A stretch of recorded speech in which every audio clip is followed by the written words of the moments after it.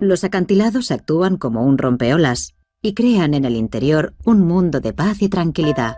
Resguardada en el recoveco más profundo de la bahía, se encuentra una ensenada aún más tranquila. Dado que no entra agua dulce en esta ensenada, su contenido en sal es muy elevado. Estas condiciones han permitido la supervivencia de un organismo en concreto.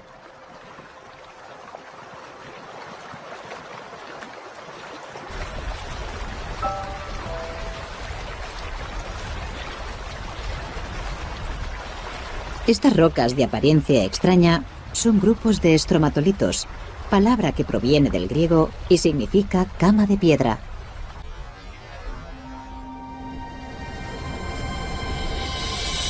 Parecen rocas o incluso plantas. Parecen crecer del lecho marino.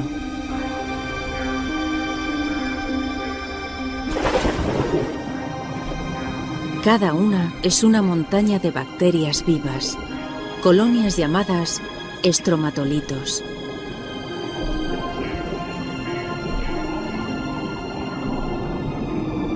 Como por arte de magia, estas bacterias transforman la luz del sol en alimento. Este proceso, llamado fotosíntesis, usa la energía lumínica para convertir dióxido de carbono y agua en glucosa. Una forma sencilla de azúcar similar a lo que le ponemos al café.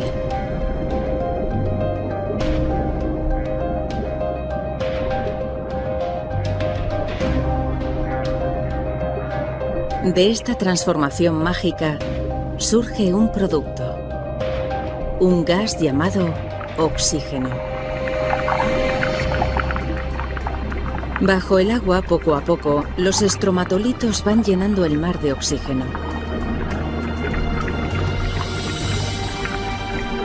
A su vez, el oxígeno convierte los restos de hierro del agua en óxido. Este óxido cubre el fondo marino formando depósitos de roca ferrosa. Estos diminutos organismos dieron lugar al planeta tal como lo conocemos. Las poblaciones de cianobacterias y otros microorganismos fotosintéticos similares aumentaron y empezaron a alterar de forma drástica la atmósfera de la Tierra. La atmósfera de la Tierra estaba compuesta fundamentalmente por nitrógeno y dióxido de carbono. Al igual que la atmósfera de Marte, carecía de oxígeno. Entonces, aparecieron en escena microorganismos fotosintéticos como las cianobacterias. Los océanos de la Tierra se vieron inundados con colonias de bacterias. Habían producido enormes cantidades de oxígeno, que cambiaron de forma radical la composición de la atmósfera y favorecieron la aparición de organismos que podían respirar este gas.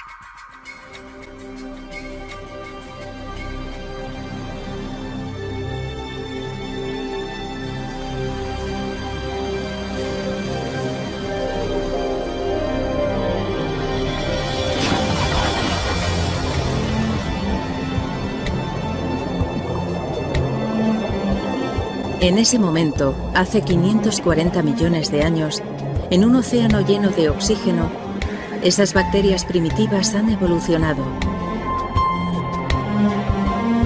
Un puñado de ellas debe de haber resistido a la gran helada. Hay plantas por todas partes. Y algo más. Parece algún tipo de babosa de escleritos. Se llama Wiwaxia. Un ejemplar de una nueva generación de organismos complejos multicelulares.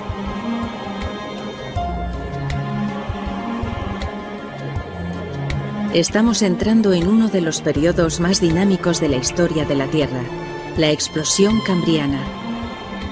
Los crecientes niveles de oxígeno permiten que las criaturas crezcan y desarrollen esqueletos óseos. Hay gusanos, esponjas y esto.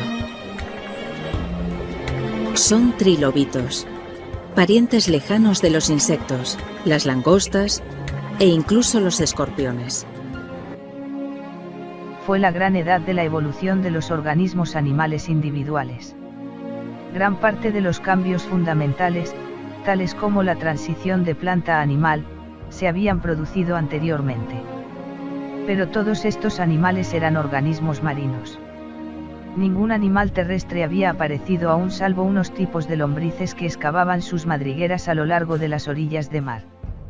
Tampoco se habían propagado las plantas sobre los continentes, seguía habiendo demasiado dióxido de carbono en el aire para permitir la existencia de los que respiraban aire. Los trilobites aún predominaban. Existían cientos de especies de estos pequeños animales, que fueron los antepasados de los crustáceos modernos. Al llegar este periodo a su término, los trilobites compartían el dominio de los mares con varias otras formas de vida invertebrada, pero perecieron por completo a principios del siguiente periodo. Estas son picayas. Solo miden unos 5 centímetros de largo, pero poseen lo que podría ser la primera espina dorsal. Durante millones de años, la sencilla estructura de esta criatura evolucionará hasta convertirse en la espina dorsal que hoy nos permite erguirnos.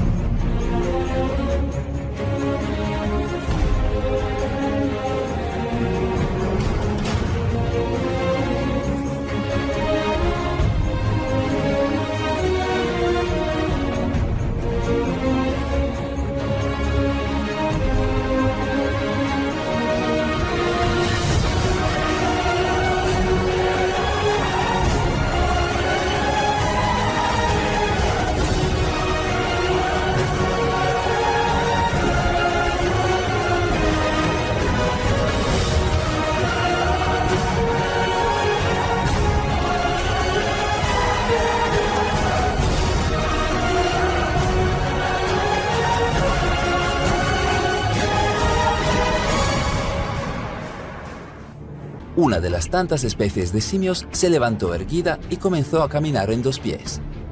Hasta que, según registros fósiles, la especie comenzó a hacer herramientas de piedra. Hace 1 millón de años aparece la primera pareja de humanos. Los portadores de vida los llamaron Andón y Fonta. Tenían una apariencia similar a la de los actuales esquimales. Era el Homo habilis, posteriormente llamados Homo erectus. Durante 150.000 años, los nativos de la Tierra, que eran el Homo habilis y que después fueron llamados Homo erectus debido al descubrimiento del hombre de Java, se expandieron por varias regiones de la Tierra.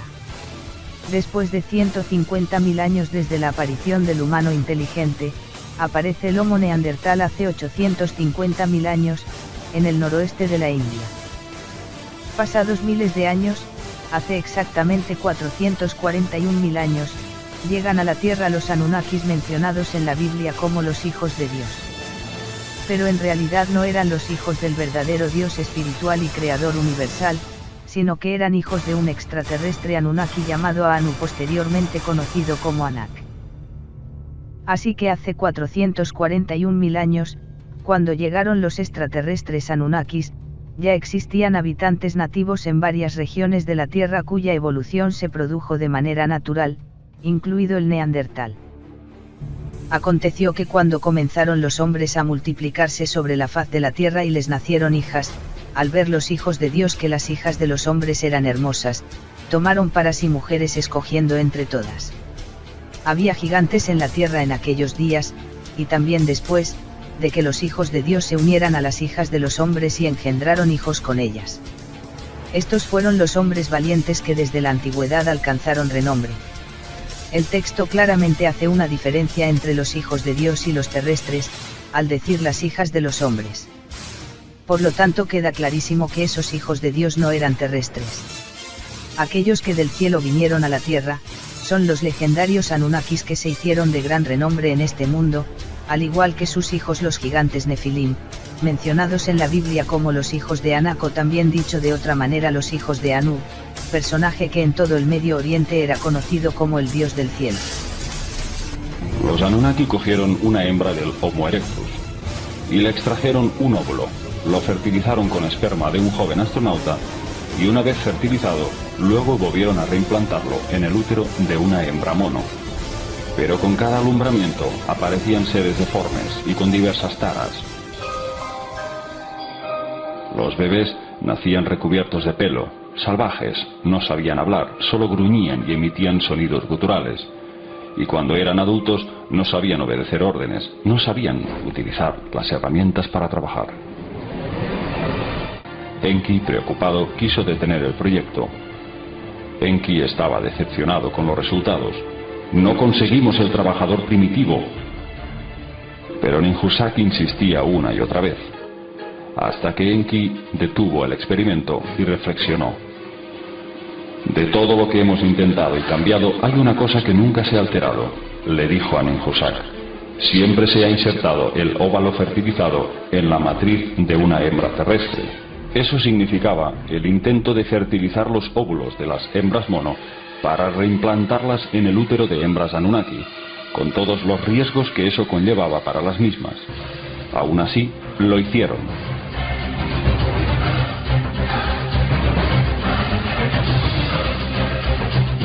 Ninhursag fue la primera en ofrecerse para tal fin, asumiendo toda responsabilidad. En esta representación podemos ver cómo, transcurridos 9 meses de gestación, fruto de una cesárea, nace el primer prototipo.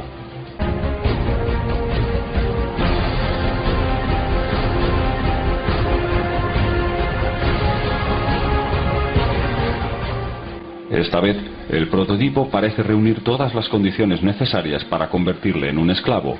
No es peludo, no gruñe y muestra destellos de raciocinio. Es descrito como de cabellos negros y piel de un rojo oscuro. Su semblante es también más parecido al de los Anunnaki que al mono. Enki lo coge y observa que en el extremo de su pene le cuelga una piel. Enki exclama: a diferencia de la umbría de los Anunnaki, le colgaba una piel de la parte delantera. Que el terrestre se distinga de nosotros, los Anunnaki, por esta piel, dijo Enki. La palabra Lulu significa esclavo primitivo, bautizaron al primer Lulú como Adamu, aquel que como arcilla de la tierra es. La esposa de Enki, Damkina, se ofreció para dar a luz a un nuevo Lulú. Le nació una niña a la que llamaron Tiamat, la madre de la vida. Enki la dispuso como compañera de Adamu, para que juntos se emparejaran y procrearan. Pero 3000 años más tarde se giraron las tornas. Los descendientes del Adamu habían enloquecido, se habían propagado por todos los rincones, robaban el alimento de los dioses y sus genes se habían degradado al estado primitivo inicial. Pero de la mano del destino pronto llegó la solución al problema. Enki mantuvo relaciones sexuales con 2 hembras terrestres, de las que surgieron 2 maravillosas criaturas, Adapa y Titi. Los niños pronto aprendieron a hablar. Enki y su esposa Damkina los criaron y se quedaron fascinados por sus capacidades. Enki dijo: de mi simiente ha sido creado un nuevo tipo de terrestre, a mi imagen y semejanza. De las semillas harán crecer alimentos y apacentarán ovejas. A partir de entonces, los Anunnaki y los terrestres quedarán saciados.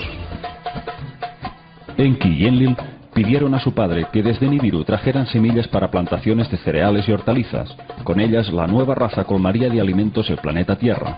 Cuando Adapa y Titi crecieron y se hicieron adultos, muy pronto se aparearon y tuvieron 2 gemelos varones. Entonces surgió la agricultura y Adapa fue el primero en ejercer la ramadería. También se convirtió en el primer hombre instruido en el arte de la escritura. Adapa vivía en Eridu, la ciudad de Enki, y en pocos años se convirtió en un maestro, dedicándose a la enseñanza de la gramática a sus descendientes. Además de buen pescador, fue de los primeros en hornear pan y preparar ofrendas y alimentos a los dioses. Fue instruido para rendirles culto en templos sagrados. Enki pidió estricto silencio sobre lo ocurrido. No quería que su hijo supiera que él había engendrado a la Adapa. Temía que pudiera sentirse ofendido al saber que Adapa era el propio hermanastro de Marduk. Cuando Adapa y Titi crecieron y se hicieron adultos, muy pronto se aparearon y tuvieron 2 gemelos varones.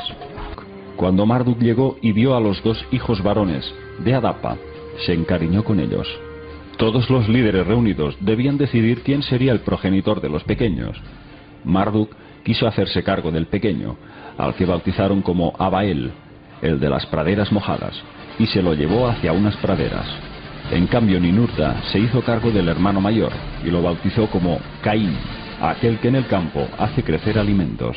Cuando los niños se hicieron hombres, Enlil propuso un acto de celebración para comprobar la eficacia y fidelidad de Caín y Abael en sus labores. Cuando se recojan las primeras cosechas, cuando madure la primera oveja, se hará la celebración de las primicias. Aquella tenía que ser la primera vez que los 2 hermanos se inclinarían ante los dioses sumerios más destacados para ofrendarles sus alimentos. Llegado el día, Caín y Abael colocaron sus ofrendas a los pies de Enlil y Enki. Abael dispuso un cordero y Caín dispuso cereales. Enlil alabó sus cometidos y Enki se alzó y exclamó: carne para comer, lana para vestir ha llegado a la tierra. Ya concluida la ceremonia, Enki olvidó bendecir a Caín, un gesto que le causó gran rencor. Cuando los 2 hermanos se retiraron, Abael se vanagloriaba de sus tareas. Yo soy el que trae la abundancia, el que sacia a los Anunnaki, el que da fuerza a los héroes, el que proporciona lana para sus ropas. Aquellas palabras irritaron mucho a Caín, y este respondió ofendido que él era quien procuraba la carne, el pescado y el pan a los dioses. Ambos se enzarzaron en una discusión, en donde la envidia reinaba con fiereza. Los reproches se prolongaron durante todo un invierno.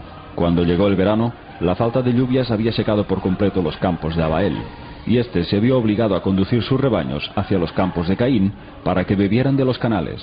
Cuando Caín lo descubrió, se enzarzó con él en una violenta disputa. Le exigió que retirara sus rebaños de sus tierras. En vista de que Abael se negaba, ambos se golpearon hasta que Caín cogió una piedra y le atizó en la cabeza una y otra vez, hasta matarle.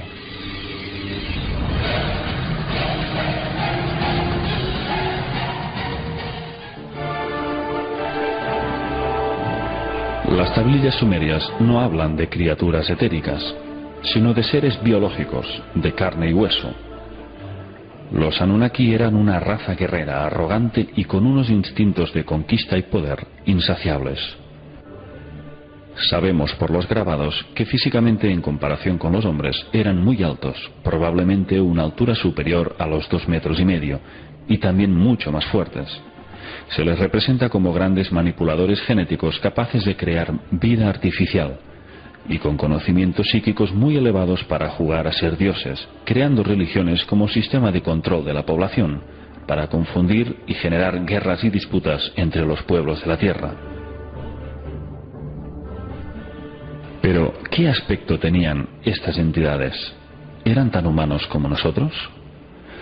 En los grabados sumerios, los Anunnaki eran representados en forma humanoide, y aunque sus rasgos faciales quedaban parcialmente ocultos, en parte debido a sus barbas de lápiz lazuli, parecían tener un rostro humano. Sin embargo, en relación a su aspecto real, hay algo que no encaja. Los Anunnaki les prohibieron a los sumerios que en sus grabados y estatuas los reflejaran en su aspecto real. ¿A qué obedecía esta prohibición? Si los Anunnaki eran tan humanos como nosotros, ¿qué clase de inconveniente hubieran tenido en dejarse reflejar tal como eran? En Babilonia denominaban a los Anunnaki Sir, que significa dragones o gran serpiente. De hecho, el propio Enki pertenecía a una estirpe familiar llamada la Hermandad de la Serpiente, ya que su madre, la concubina Nanu, era descendiente de esta sangre. El símbolo de Enki eran las 2 serpientes enroscadas del caduceo.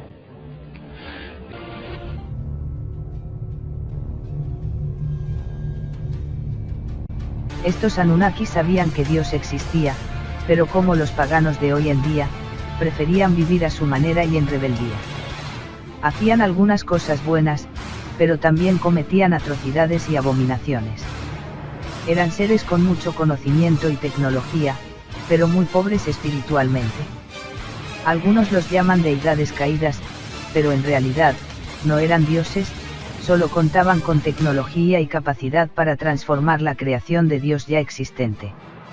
Según las tablillas sumerias encontradas en Irak, los Anunnaki, por medio de la manipulación genética en tiempos muy antiguos, hace 153.000 años, crearon los cuerpos de una nueva criatura, un nuevo ser humano que se sumaba al humano neandertal que ya existía en ese tiempo y que venía evolucionando de forma natural.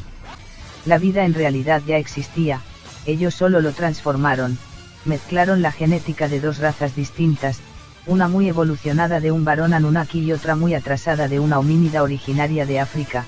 Así obtuvieron un nuevo terrestre con la suficiente inteligencia para recibir y comprender los mandatos de los Anunnaki. Era la manera más efectiva para obtener mano de obra gratuita, autorrenovable y permanente. Hay que distinguir que aparte de los hijos de Dios que eran en realidad los Anunnakis, la Biblia también menciona a sus descendientes, gente de gran estatura llamados los hijos de Anak, expresión que era muy utilizada en los tiempos de Moisés y de Josué para referirse a los gigantes. Ellos eran los hijos de aquellos que vinieron del cielo a la tierra. Por tanto, los hijos de Anak, llamados también Anakim, o Nefilim, eran los hijos engendrados por los Anunnaki en unión con las mujeres terrestres. Como verán, los Anunnaki no son un mito como nos hicieron creer por mucho tiempo. La Biblia confirma su existencia y menciona expresamente a 2 de ellos, Marduk y Nabu. Marduk era el hijo de Enki y también nieto de Anu. El otro personaje llamado Nabu era el hijo de Marduk, nieto de Enki y bisnieto de Anu. Así que, la Biblia, aparte de mencionar a los primeros extraterrestres llegados a la Tierra y a los gigantes hijos de Anak, también hace referencia en forma clara al hijo y al nieto de Enki, que eran Marduk y Nabu. Otra prueba contundente de que los Anunnaki verdaderamente existieron en la Tierra es el Código de Hammurabi, el primer código de leyes en la Tierra promulgado el año 1700 a.C. La frase ojo por ojo y diente por diente, mencionado por Jesús como una norma caduca de los antepasados judíos, era uno de los mandamientos escritos en el Código de Hammurabi. Dicho código en su mandamiento 196 dice: si un hombre deja tuerto a otro, lo dejarán tuerto. Su mandamiento 197 dice: si le rompe un hueso a otro, que le rompan un hueso. Y su mandamiento número 200 dice: si un hombre le arranca un diente a otro hombre de igual rango, que le arranquen un diente. Como podrá comprobar, lo mencionado por Jesús de Nazaret no era un invento. Jesús sabía sobre esos mandamientos existentes en el código de Hammurabi. El autor de ese código era el rey de Babilonia llamado Hammurabi, en los años 1700 a.C., y menciona literalmente a los Anunnaki y los llama Anunnakus en su prólogo de su libro.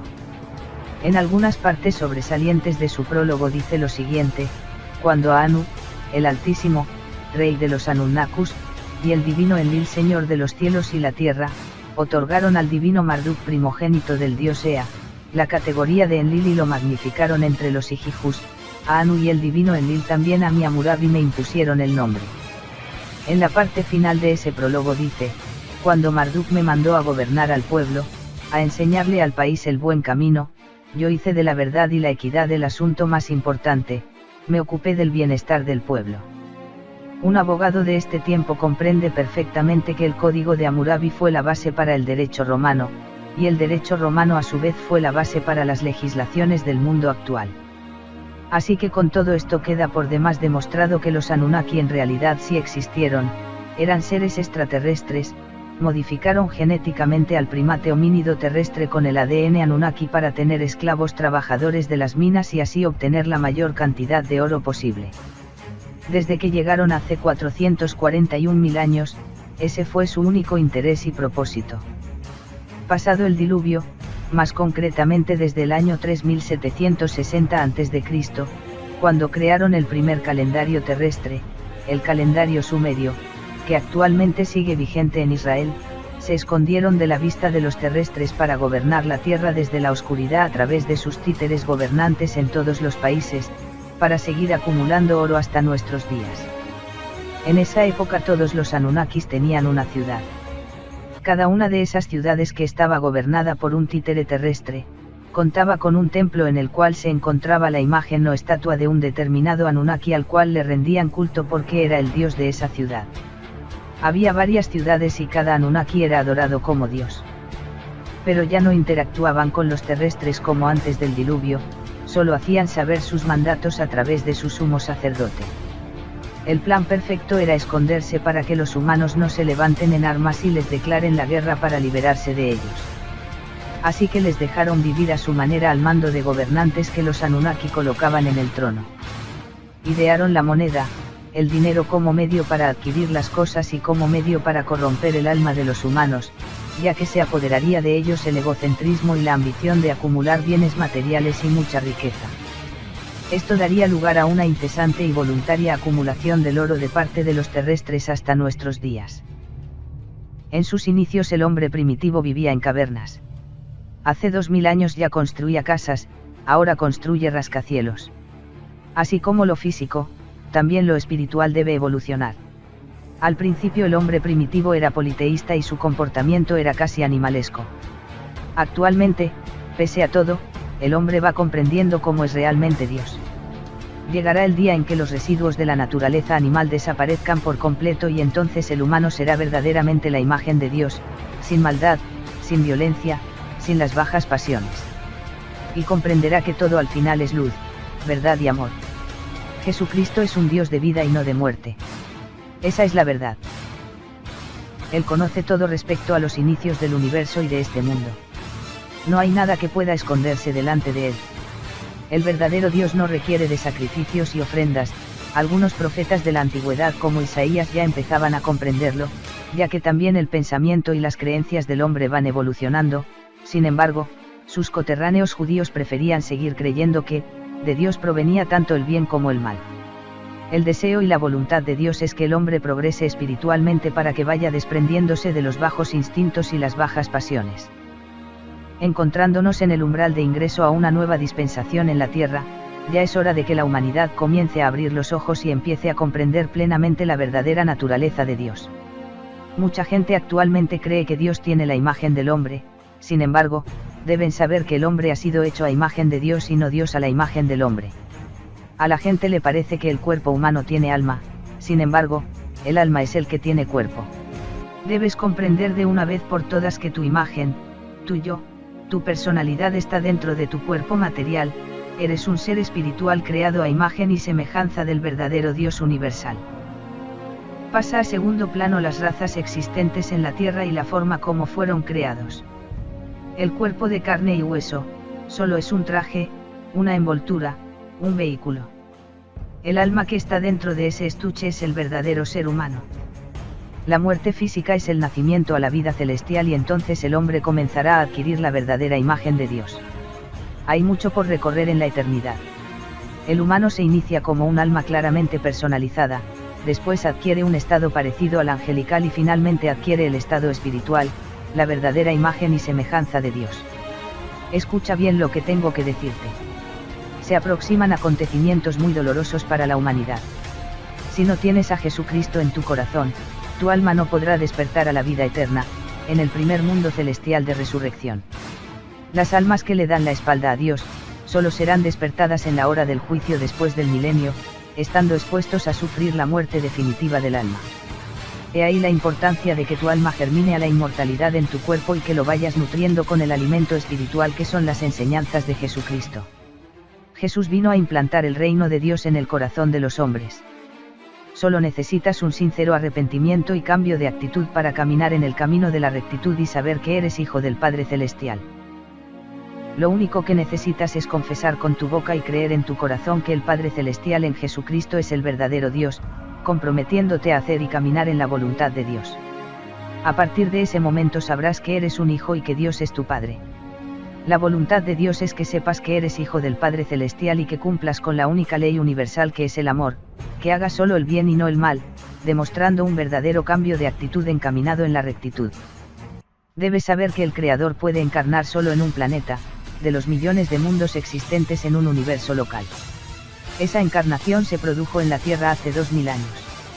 Este es el motivo por el cual toda la galaxia actualmente está expectante de lo que viene ocurriendo en la Tierra. Como dice la Biblia, el anhelo ardiente de la creación es el aguardar la manifestación de los hijos de Dios.